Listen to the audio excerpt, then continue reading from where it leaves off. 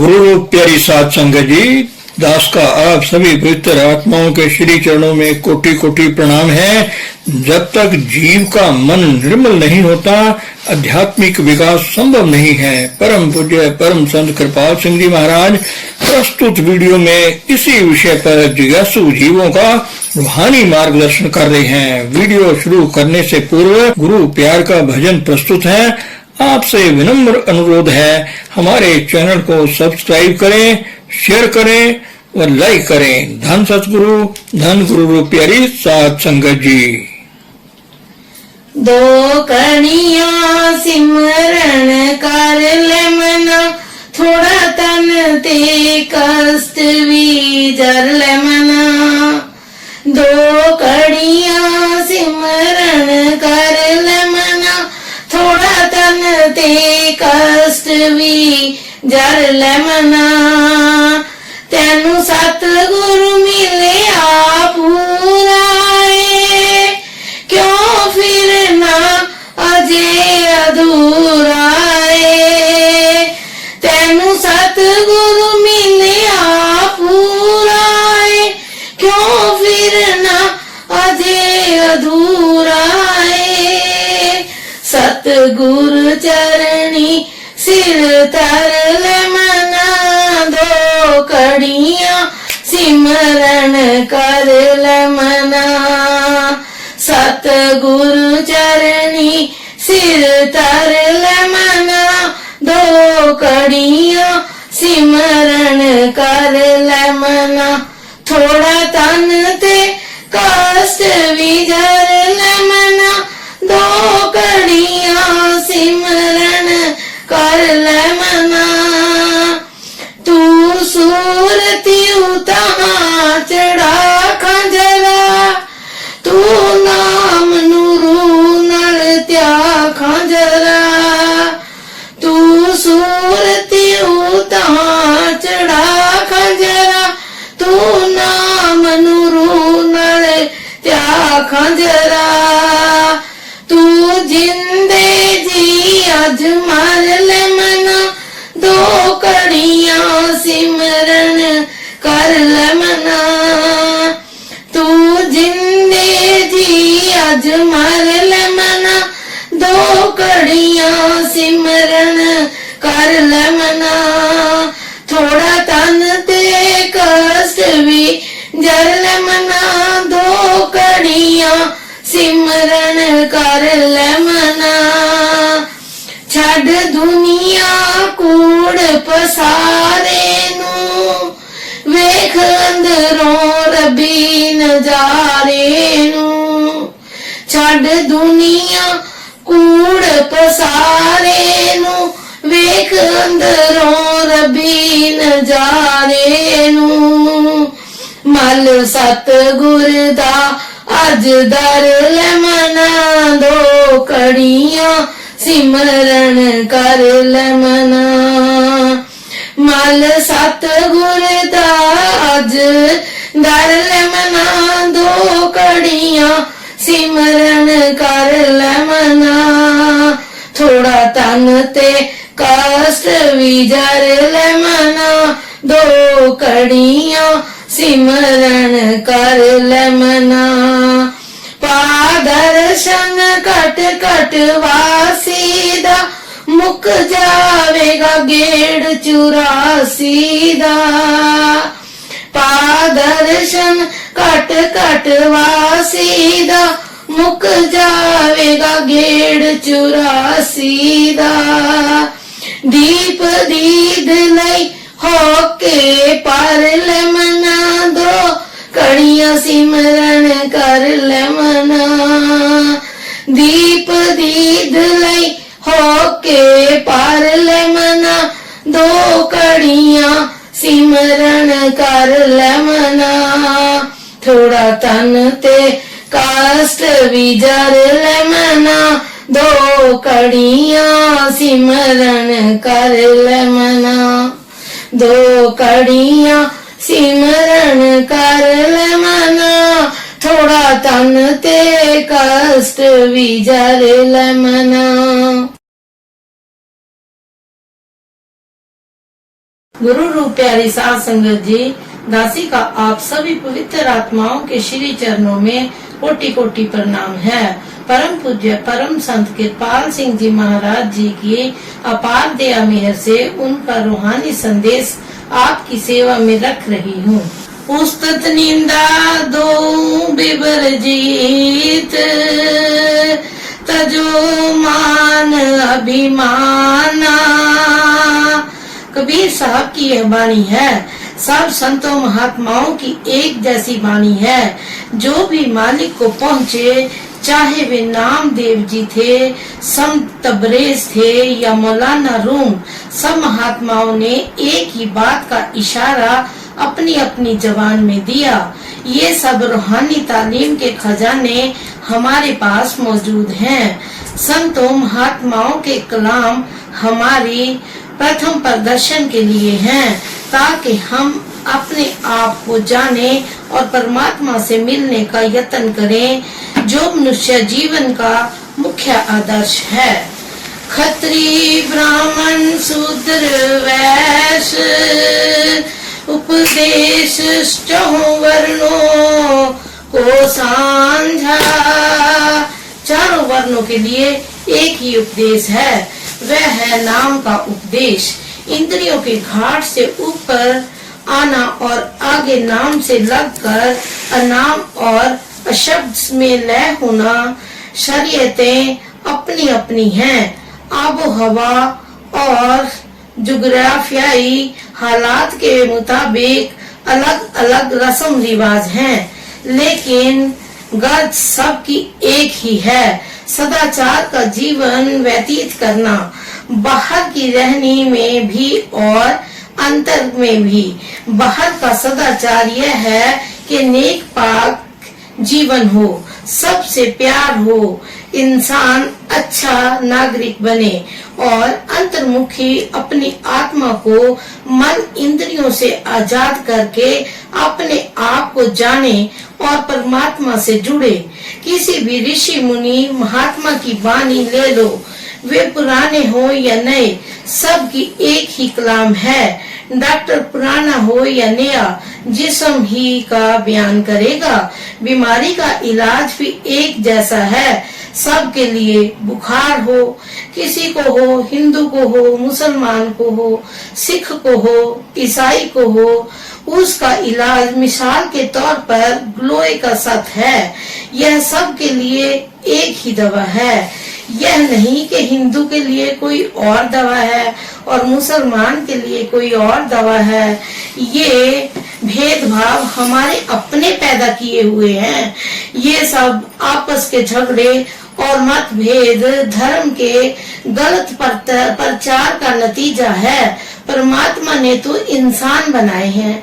ये हिंदू मुसलमान के भेदभाव हमारे अपने पैदा किए हुए हैं, जिन्होंने इंसानियत का महत्व संभाल लिया। मनुष्य के अंदर जो आत्मा तत्व है उसको जान लिया। जिन्होंने महात्माओं के वचनों पर फूल चढ़ाए, वे मनुष्य जीवन के उच्चतम आदर्श को पा गए और अपना जीवन सफल कर लिया। समाज धर्म जो जिस्म से संबंध रखती है, केवल समाज धर्म का पालन करने ही कोई नेक पाक नहीं बना। जब दुनिया का ही काम ना हुआ तो आत्मा का क्या काम बनेगा। शरीयत से इसीलिए महात्मा ना तो कोई नई समाज बनाते हैं, न पुरानी शरीयत को तोड़ते हैं। अपनी अपनी समाज में रहते हुए इंसानी जिंदगी का मकसद पूरा कर लो।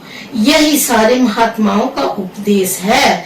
संतों का उपदेश सारे जहान के लिए एक जैसा है। यह उपदेश साझा सारे मनुष्य जाति के लिए है। वहाँ हिंदू मुस्लिम सिख ईसाई का सवाल नहीं। ये कौमों और मजहबों की तकसीम और दायरे हमारे अपने बनाए हुए हैं।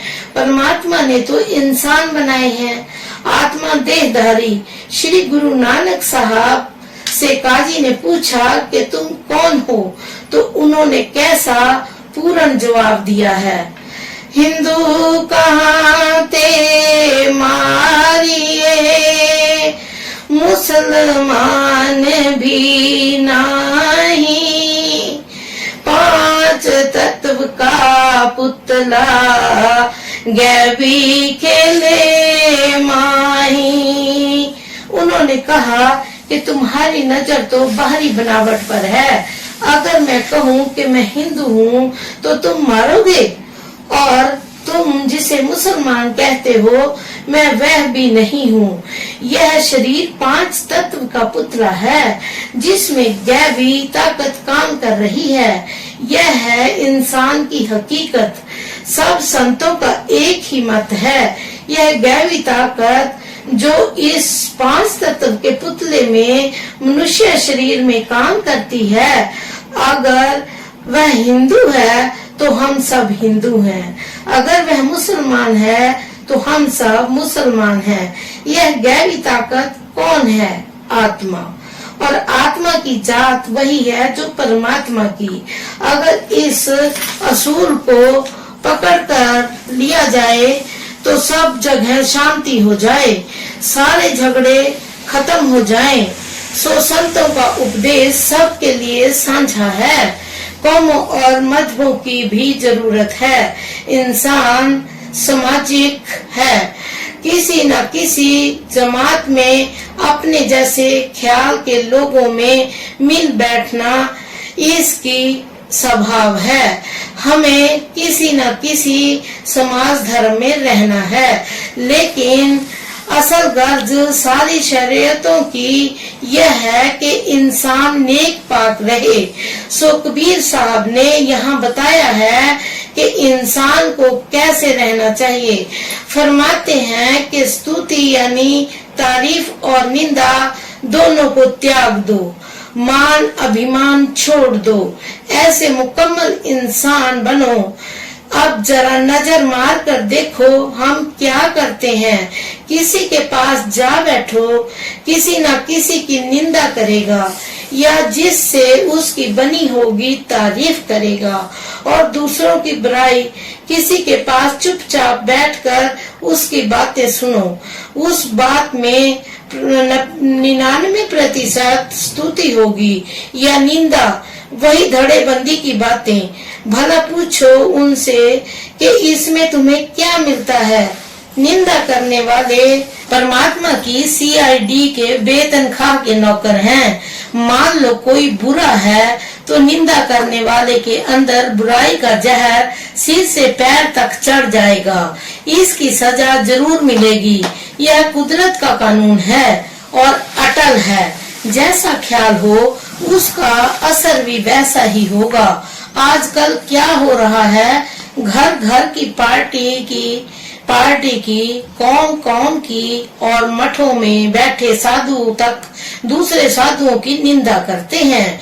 उसके प्रचारों में खुल्लम खुल्ला एक दूसरे को बुरा भला कहा जाता है। अगर हम कोई खास जमात या पार्टी बनाकर उस पार्टी या जमात का भला सोचेंगे तो कुदरती तौर पर दूसरों की बुराई होगी। यह कुदरत का असूल है। हम क्या करते हैं, एक सोसाइटी बना ली और सोचते हैं कि यह सोसाइटी बढ़े फूले फले। यह बढ़ेगी तो दूसरों का कुदरती तौर पर नुकसान होगा।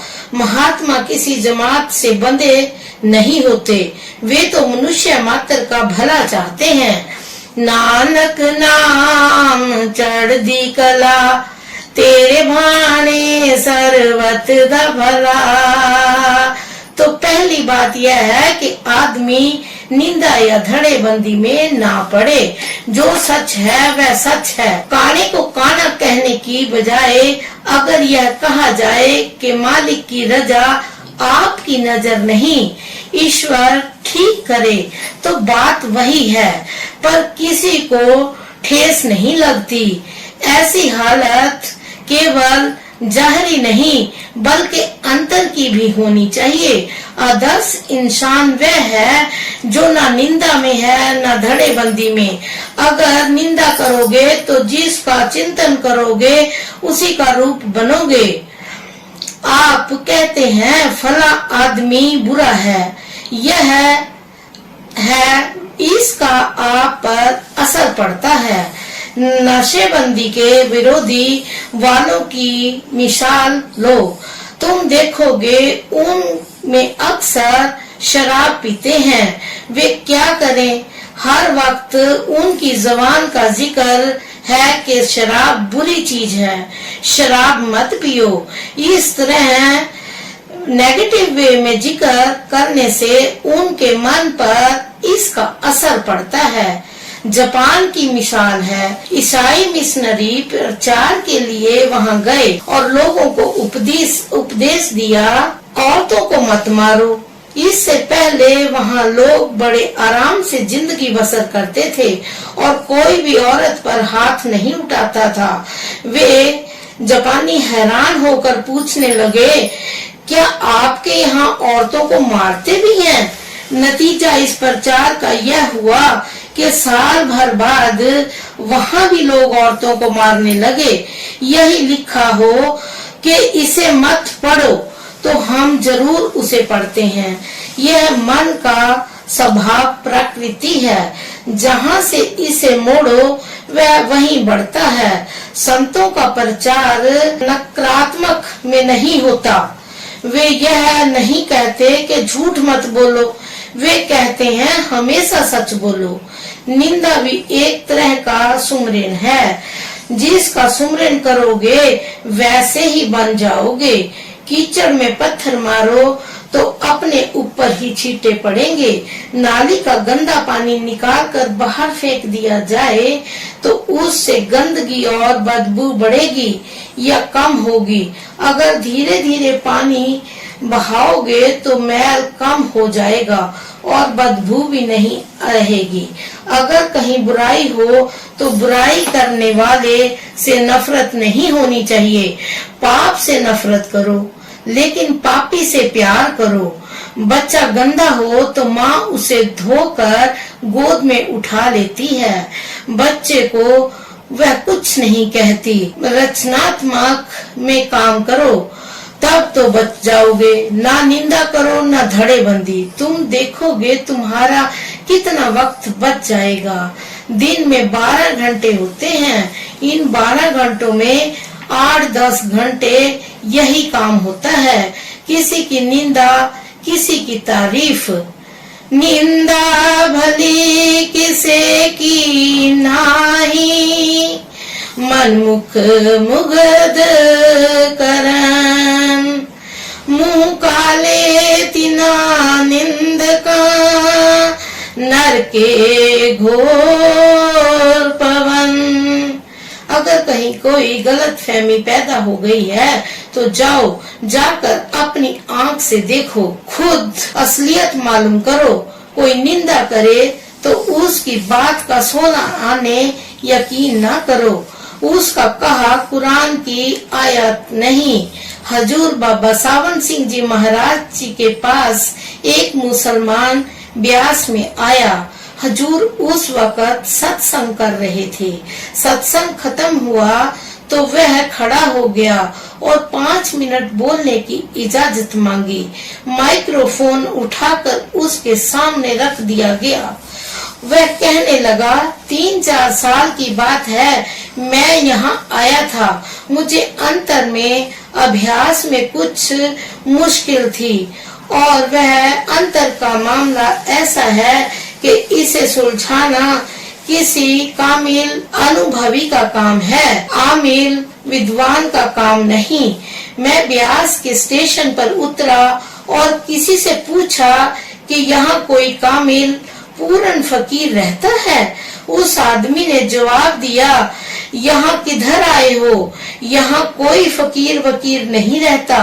और हजूर की शान में जहर उगला और ऐसी उल जलूल बातें की कि मेरा दिल खट्टा हो गया और मैं उसी गाड़ी पर सवार होकर वापस चला गया। यह कहानी सुनने के बाद वह बोला, आज मैं इस बात को रोता हूँ कि क्यों मैंने महज सुनी सुनाई बातों पर यकीन कर लिया। अगर मैं सुनी सुनाई बातों पर यकीन ना करता तो आज 4 साल पीछे ना रहता और परमार्थ का लाभ जो मुझे आज हासिल हुआ है 4 साल पहले नसीब हो जाता और आज तक मैं कितनी ही और तरक्की कर लेता। साथ संगत जी, दासी से बोलने में अगर कोई भूल चूक हो गई है तो दासी क्षमा की याचक है। धन सतगुरु, धन गुरु रूप प्यारी साध संगत जी।